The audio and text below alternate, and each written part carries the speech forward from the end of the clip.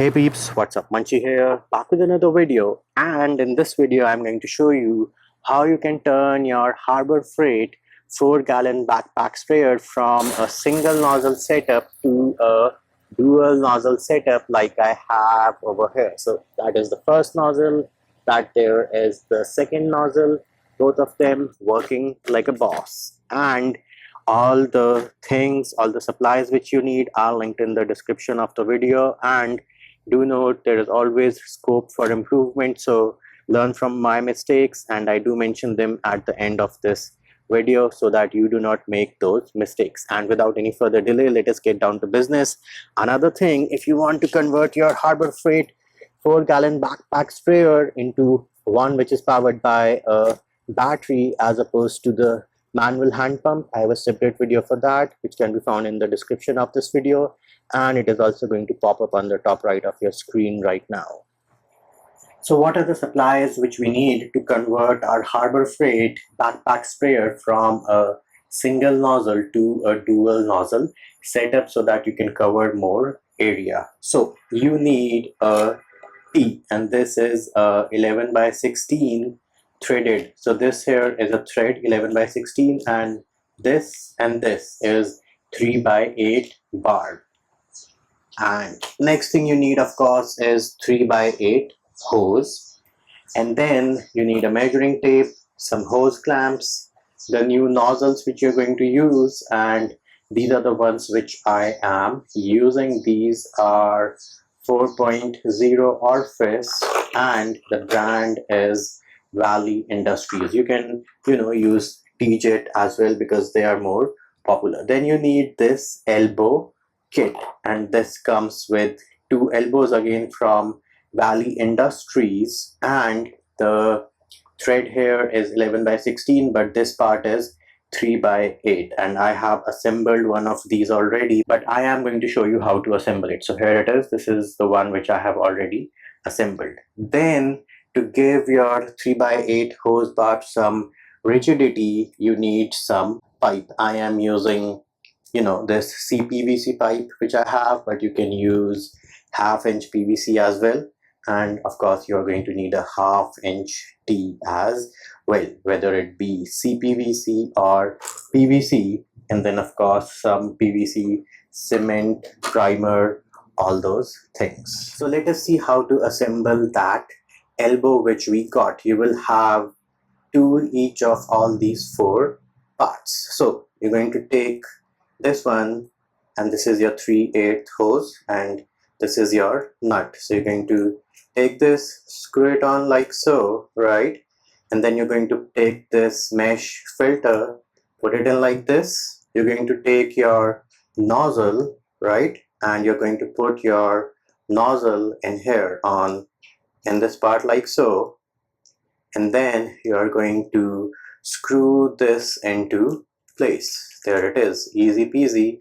That is how you assemble it. And then once you have screwed this part all the way and made sure that the nozzle is at parallel to the ground, that is how you want the nozzle. So you can hold on to the nozzle, make sure it is parallel to the ground, tighten this part, and then you can tighten this part. That is how you assemble this elbow. Next thing we did was we took 2 10-inch pieces of 3 by 8 hose. So this is 10 inches, this here is 10 inches, and we clamped it to our T. So one end on the T and the other end, again we have hose clamps, and we have the elbows which we just created with the nozzles. Why are we doing 10 inches of 3/8 hose on each side? Because now the distance between these 2 nozzles is going to be 20 inches, and that is what TJet or say Valley Industries recommends, and your spray height needs to be 20 inches as well. So your spray height is something which you need to figure out, but this here, the distance between these 2 nozzles is going to be 20 inches, and that is why we need our PVC or CPVC along with the T. So that is what we are going to do next. And of course this threaded part over here is going to go into the wand or into the sprayer. I'll show you that as well. So this is our T setup to support these nozzles on this 3x8 hose. 12 inches, 12 inches, 12 inches. I just wanted to keep it uniform, even though we need 10 and 10 on each side to make the distance 20 inches. Just some overhang wouldn't hurt anything. And then of course I did forget, you are going to need some zip ties as well, because now we're going to take this T, zip tie this onto that, and then take this bond and zip tie that as well. So that is how the setup is going to look. The next thing we need to do is take our Harbor Freight 4-gallon backpack sprayer and the wand which came with it, and here is the tip with the nozzle. We're going to remove this, right, and make sure you have your washer over here. Do not lose this, you are going to need it. Then we're going to take our setup which we have just created, and this is the T which we had got. So we're going to use the nut which came with that and going to put that into place, right? And now we can take the wand and push it in like so over here, and then this thing is just going to screw into place as well. Easy peasy lemon squeezy. And let me show you how the setup looks like now. So that is how the setup looks like, and now we're going to attach the PVC T which we just created using zip ties to this, so that this part is then rigid or straight and not flexing, as this is a flexible 3x8 hose. So here it is. I have zip tied the things with the hose, and there is the first nozzle, there is the second nozzle. This is how it looks. Let us give it a try. Bam, there it is. You can see nozzle 1 working like a boss. Nozzle 2 is also working like a boss.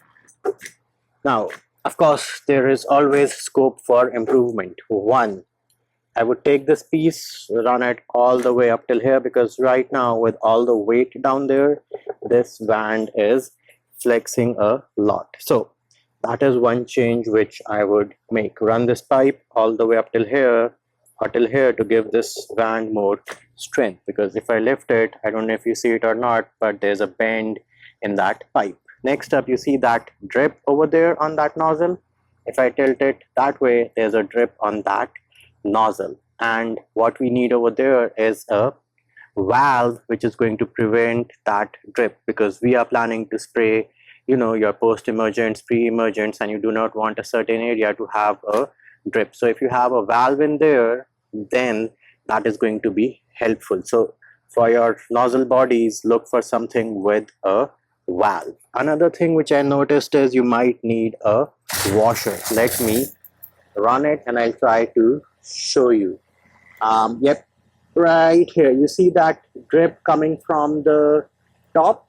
I think we need a washer in there, because that water droplet dripping is a consistent drip, which tells me my assumption was that the filter which we have, the mesh filter, is going to act as a washer, but that is clearly not the case. And I was able to notice that consistent drip on both the nozzles. So that is another change or improvement which I would make. Here it is on this nozzle. You will see that consistent drip. You do not want that. So those are the improvements which I would make. Another improvement I would make is the hose clamps which we are using, you know, these ones over here. I would use something which is more sleek, or make sure that this part is towards this side, so that when I'm trying to zip tie it, the nut of the hose clamp is not interfering or getting stuck in the way of the PVC pipe. So on this side it is much better, because the nut of the hose clamp is towards the bottom. So this is where I would keep the nut of the hose clamp, as opposed to over here. So keep it over here. That will make your life easier. Same thing for these two as well. Those are the improvements which I would make. So I was able to make two improvements. Like I said, the hose clamp, you know, put the nut part over here so that it is easier to zip tie. I did that on both sides and now it is pretty good. Then I also added another piece of PVC so that this band is not flexing too much, and again that was helpful. The only other improvement which I would suggest is, get the nozzle bodies with a check valve so that when you are done spraying and you're like tilting this, you do not have that drip because of whatever liquid is left in the line. So that is one improvement which I would definitely suggest you make, and I'm going to try and link the nozzle bodies with your check valves in the description of the video. Of course, I'm going to link the ones which I have here as well.